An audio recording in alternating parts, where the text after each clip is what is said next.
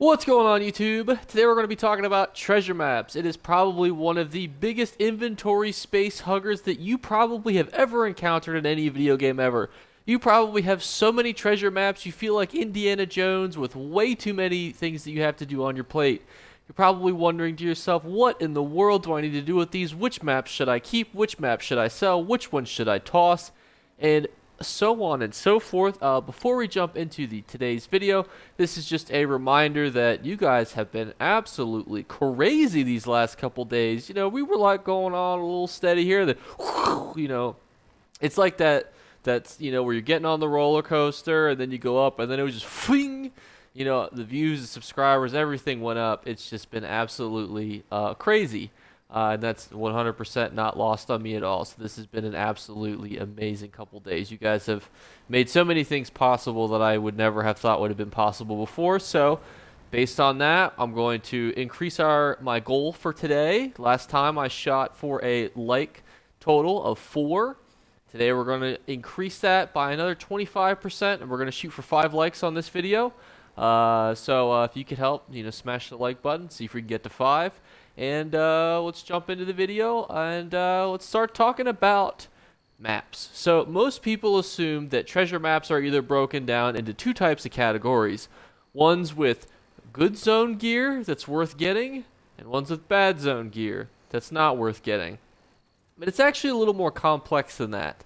And I'm going to explain to you why that is. So while your thinking is not wrong, you're certainly in a situation where there is very good treasure maps that give good gear. For example, if I do a Deshaun treasure map, I have a good chance to get Mother Sorrow or Plague Doctor gear, which can be sold. So you'll be thinking to yourself, well, that's all wrapped up then. I'll just keep the maps that have good gear. So then I say, hold on there, sweet summer child, because that's not quite the only thing that's really valuable from these treasure maps. In fact, this has actually been a perfect segue to my chat that I'm looking at right here. These ancestral motifs that you've actually seen are being linked quite often. There's actually some also up here as well. Why are so many people selling ancestral motifs? Ancestral motifs only drop from leads that are acquired through treasure maps, which has begged the question, well, which maps drop these? And the unfortunate answer is a lot of them. So the easiest synopsis that I will tell you is that if you really want to do the easiest heads and tails of it is the most recent DLCs have really good ancestral motifs, and they all have a really good chance to give you ancestral motifs. So you have to remember, ancestral motifs were also put in with the Skyrim DLC, so pretty much every DLC afterwards has some sort of way to give you these ancestral motifs. That includes Blackwood, Skyrim, those caverns maps, the Deadlands, and the newest High Isle release. So, for example, you can actually see here that this advertised Ancestral Breton chest, this is from the brand new High Isle maps, which it always confuses players when they have these CE maps, for example, that come out and they're like, why are these maps worth oogles amounts of money? Well, the reason they're worth oogles amounts of money is they have a chance to give you this motive. So let's start perusing around my favorite place of Mournhold, just so you guys can get a taste for what these motives range from. They range from, 8K to 10K, and then you'll notice something, and that's when they go, boom, in value. And those are generally the more difficult to get ones. And the reason I'm kind of showcasing you guys the potential value of these items is more so just to show you that, treasure maps do have a lot of value. And obviously, I'll put on screen all of the different places that you can get different types of ancestral motives, as opposed to me listing them all off for you, because that would take a majority of the video. However, this is just something I want you guys to keep in the back of your head. So my general rule of thumb is DLC maps are good. You have a chance not only to get the overland motifs, you have a good chance to get the gear from that zone, and you have a good chance to get ancestral leads if that zone has an ancestral lead, which is why your High Isle maps are worth buku bucks, even your CE ones, because they have a chance to give the CE maps. Now for your other zones, that's where it starts to depend on you as the individual. Do you want to see yourself farming these maps, or do you want to see yourself, selling these maps, or does your map zone not have anything really good at all, and is it not worth it? There are zones like that. I will say, though, that they really are trying to balance to make treasure maps worth doing, to the point where there are some people who full-time do nothing but go out and farm treasure maps. So that's going to kind of lead me into a tip that I have for you guys. So say you have either an alt account or a friend. A really nice suggestion that I have for you guys is actually to send yourself or your friend a mail with 6 treasure maps and then have it returned to your inventory. And then it could sit in your mailbox for up to 30 days, which is a really easy way to hold those treasure maps in your actual mail, as opposed to having to, because you can't have duplicates in your bank, and that can be really awkward. You gotta put them in boxes. But if they're in your mail, you can have a whole bunch of them in your mail. It could be a letter with 1, 2, 3, 4, 5, 6. It could be another letter with another 1, 2, 3, 4, 5, 6 in the same zone. So it makes it a lot easier. I know other people who have whole alt accounts whose whole job it is to hold on to these pieces of mail for other people. So that could be a nice tip for you guys to hold on to these treasure maps.